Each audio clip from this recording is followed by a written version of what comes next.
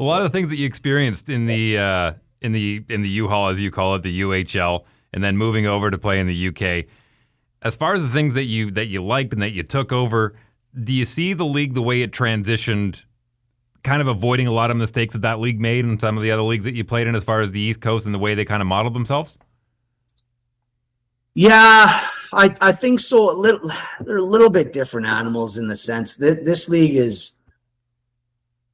It essentially it's ran by the owners, right? So they try to maximize what's best for each individual team, and you're never going to get it perfect. So things like travel and games, and every team needs a home gate almost every week, just for cash flow purposes and stuff like that. And I think teams for the most part now are staying within their means as well. It's the support has grown, so now teams are able to provide more resources and stuff. Whereas I think back in the UHL days, you had some big clubs like Fort Wayne, and then when Danbury came in and they were spending a fortune, and Muskegon and places like that were spending, and then you had the rest of the teams were trying to keep up as best they could. And I think maybe especially when Danbury came in and started kind of going over the top with spending, teams tried to keep up, and just I think that year, I think it was like 5 teams went bust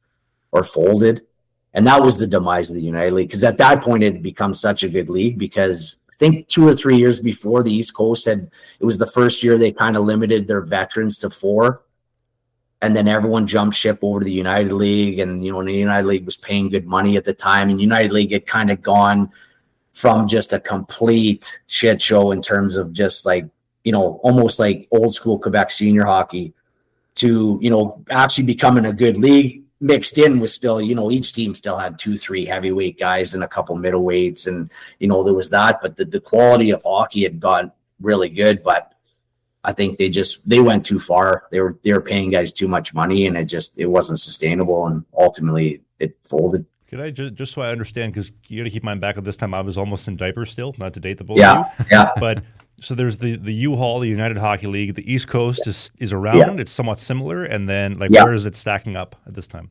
So then I think the East Coast had more affiliates with the American League and stuff, and was maybe seen as the higher level. But that started to change once they made that veteran rule, because guys played longer back in those days than they do now, right? I think you had a lot more blue collar guys that had came from blue collar families, and parents were tradesmen and stuff like that. Now all of these guys are doctors and lawyers and stuff like that. So I don't think they play as long, but there was more veterans back in those days. So I think you had the East Coast League, you had the United League, and then you had the Central League that were kind of all seen as maybe somewhat on par.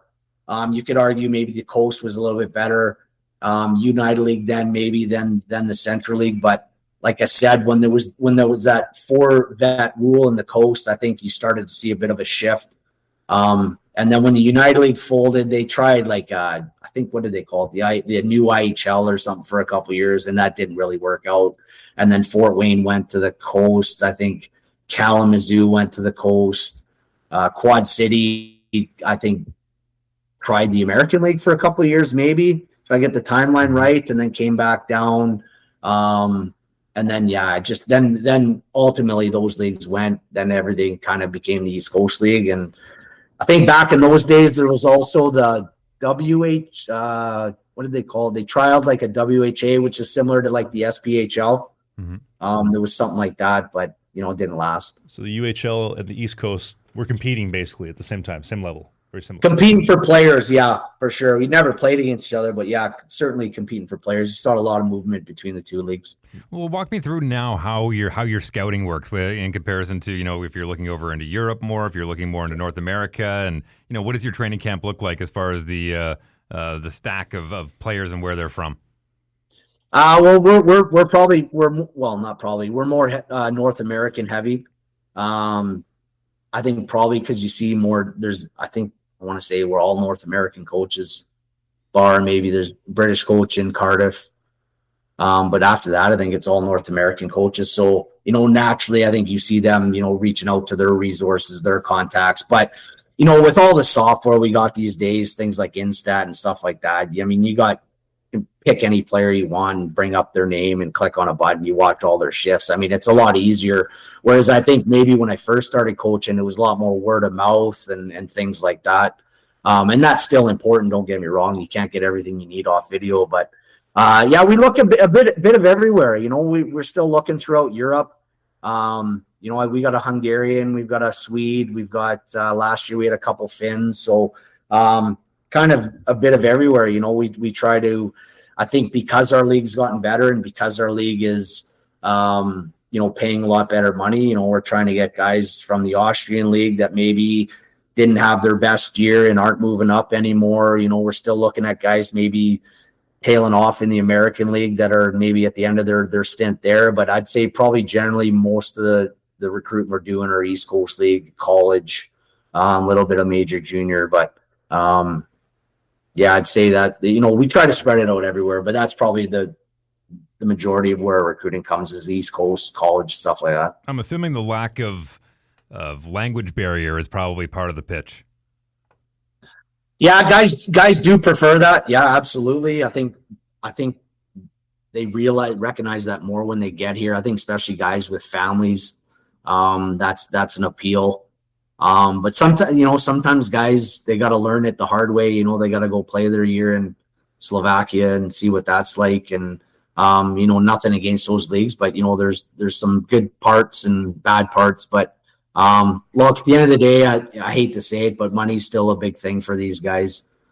So if a Slovakian team's going to come in and offer 20,000 euros more a year, guys forget about the language barrier quick. This was a clip for a full-length show. If you want to watch the full episode of the clip you just saw, click right here. You get the full show, and they go up live every single Sunday. If you want more clips of what you just saw, click right here. You can see the next great hit.